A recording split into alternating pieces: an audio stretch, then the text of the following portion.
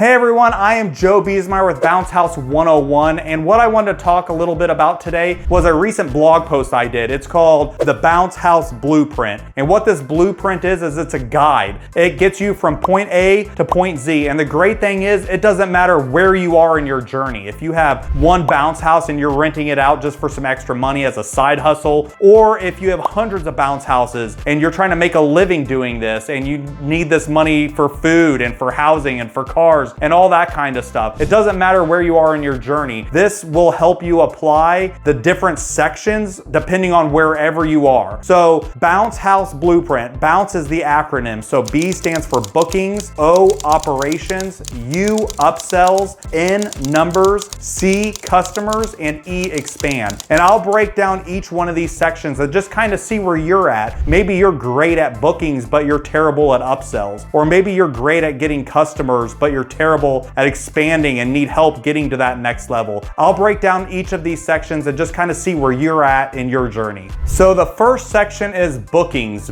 B. And what this is this is how you're gonna get people to call you and make a reservation for an event. So how are you gonna get these bookings? Well, you're gonna have to do marketing of some sort. There's Google ads, Facebook ads, EDDM, which is every door direct mailers, or door hangers. Maybe this is something that you need to think about doing, or maybe you're not doing enough of it. These are all opportunities for customers to find out about you. There's also CRM, so customer relationship management systems. And there's three big ones in the bounce house rental industry. And it's gonna be ERS, which is event rental systems, IO, which is inflatable office, and BCN, Bouncy Castle Network. These are the three big ones. But what these are opportunities for you to collect all your customer information, their name, their phone number, their email. And this is how you're gonna keep that connection with them. You could send them emails or send them messages. This is just a great way to collect all that information and send them a reservation for a bounce house for any type of event. There's also other software such as High Level that you can use. And this is a great opportunity for you to send text messages or mass emails about a promotion that you have coming up. So using a CRM is a must. When we started out, we just had a pencil and paper. And when a customer would call in asking for a bounce house, we'd write down their name and number, when their event is. It just turned into complete chaos. So look into getting a CRM. It'll help you manage all your customers and help you build that relationship for the long haul. And remember, you're not trying to find a customer for right now, right this second. You're trying to find a customer that you can reach out to for years to come. This should be someone that maybe they're telling their church or their school, or they're taking their kids to youth events. They're telling everyone they know about your product and service. So you want to keep that relationship with them, let them know what products you have, and keep those bookings rolling in. Maybe this section is something that you need to focus on. Operations is the next section, and operations is a big category. So you might need help in different parts within this one category, but just you have a bounce house and you're trying to get it rented out. How are you going to make it happen? So do you have trucks, trailers? When we started out, we just had an SUV and a 12-foot utility trailer and a cheap dolly. So it was really difficult to get started, but that's what we did. We just got started and started making money. That way we could dump more money into improving our operation process. So then we're getting trucks and bigger trailers and enclosed trailers and maybe a box truck. We just got a box truck last year and it works great for tables and chairs. And then we started getting into tents, so it worked great for that as well. So operations is something that you continually work on growing in order to expand your business. Also, employees falls into this category. So do you have enough employees? Do you need better employees? If you have employees currently, can you get them to reach out to their friends and see if they are also looking for a job or want to help out on the weekend? Maybe you don't have any employees and you need to reach out to friends and family and see if they can help you out on the weekends or on a long holiday weekend like 4th of July, things like that. So operations is such a huge category. You've got to continually work on. Training also falls into this category. So as you get employees, you've got to continually train them up. We use an acronym called ABC, Always Be Coaching. So all of our experienced guys are constantly training the new guys that are coming in. That way I don't have to be out there doing all the training myself. I let my top senior guys train the new guys, and the new guys start training even the newer guys, and it's just an ongoing training process. It never ends. So all this falls under the umbrella of operations, and maybe this is a category you really need to focus on or you really can improve on. The next category is U, which stands for upsells, and upsells could be a variety of different things. Our number number one upsell items are gonna be tables, chairs, concession machines, yard games, and then trash cans, believe it or not. So what we do is we turn a $200 square bounce house rental into a $500 plus event. And the way we do that is by doing these upsell items. So if someone wants a 15-foot water slide, we might offer up a concession machine, like a snow cone machine, for an extra $125. Or maybe someone wants an 80-foot obstacle course and we offer them up 2 tables and 12 chairs in addition to that obstacle course. And what this does is it takes just a small event, turns it into a very large event. And it's really no extra work for us to put a concession machine in the back of a truck or a few tables and chairs in the bed of the truck either. So it's just a great way to increase that average ticket price. You can also do upsells by just enlarging the equipment. So if someone wants a 15-foot water slide and you find out it's a bunch of teenagers or just a large party, you might upsell them to a 19-foot or a 22-foot water slide. Or if someone's wanting just a small square bounce house for $200 and you find out it's a bunch of kids or a large party, you might try to upgrade them to a larger combo unit where now they can have a bunch more kiddos there and you're making more money on that average ticket price. So you can also do upsells with larger equipment. And then the other thing, we do a lot of upsells with overnight rentals. If someone wants to party late into the evening or wants us to pick up at 10 o'clock at night, we'll ask them if they want to do an overnight rental. They could literally have it all night long. We'll pick it up the next morning for an additional 30% increase. Or they might want it all weekend long. We'll offer that up and have full price the first day and then 50% off the next day. So upsells is a great category that a lot of people can also improve on. The next section is N, and that stands for numbers. And numbers is one of those sections that it's either you love it or you hate it. I'm not really a numbers person so much. I'm not a tax professional or an accountant by any means, but there are a few numbers that I like to look at every year and kind of compare them to previous years. The first one's CAC, or customer acquisition cost. And what this tells you is if you look at the previous year and you spent $30,000 on marketing, and that's $30,000 overall. So that's Google ads, Facebook ads, every door direct mailers, door hangers, all that stuff. And I'm just throwing $30,000 out there as an example. And then say you got 100 new customers off of that $30,000. You take your $30,000 divided by 100 new customers and you're at $300 customer acquisition cost. So you spent $300 to get a new customer. So what's great about that is how much are you willing to pay to get that $1,800 customer? Maybe you're willing to spend $500, $600, $700 if they're willing to give you $1,800 over the lifetime of them being your customer. Maybe they're also willing to be a customer for more than 3 years. Then that number just goes even higher for you. So maybe you're willing to pay more money to get that customer. And then the last number I like to keep an eye on is AOV. And what that tells you is if you have $100,000 in revenue and you do 100 events that year, $100,000 divided by 100 gives you $1,000 average ticket price per order. And all these numbers are important just so you can kind of keep track. Those numbers should be going up, and it's just something to kind of gauge from previous years and where you're going. And then a few other numbers that I like to look at also is my labor rate. I like to keep labor rate at or below 40%. That's something I watch actually on a weekly basis, and that includes my pay, that includes all my employees, any payroll taxes, workers' comp, all that kind of stuff. I'm also shooting for marketing to be at or below 10%. I don't like to go too heavy on marketing. It's just something that I've done over the years to help me grow. And then the other number I like to look at is I shoot for a 20% profit margin. That's just something that's been healthy for us and that we haven't had any trouble with. So these are all the numbers that we're constantly looking at, and it could be a category that you kind of need to focus in on and dial in also. The next section is C, which stands for customers. And this is a very important section because you spent all this time in the section bookings in order to get the customers in the first place. Then in operations, you got the CRM. So you collected all their information, their name, their email, phone number, all that kind of stuff. So now that you have them in your database, now you need to continually reach out to them to see if they're interested in renting bounce houses again in the future. You're going to send them text messages to see if they have any upcoming events. You could send mass emails and let people know about any promotions that you're running or any new equipment that you have coming in. Maybe you got a new water slide and you want to send pictures or videos or a new obstacle course and really let people know about it. That's a great way of reaching out to past customers. And the other thing is after you provide a great service, you want to ask your customers to leave you a 5-star Google review. That's going to help build up your reputation and let other customers or potential customers know about your product and service. Also, ask your customers about referrals. Do they maybe know of any schools or churches or friends or family that also might be interested in the service that you're offering. And then lastly, once you get that customer database, you're gonna wanna look at previous years and start reaching out to customers ahead of time. So if you know you have a customer last year that rented in May, maybe in March you start reaching out to them and let them know, hey, it's fast approaching your date from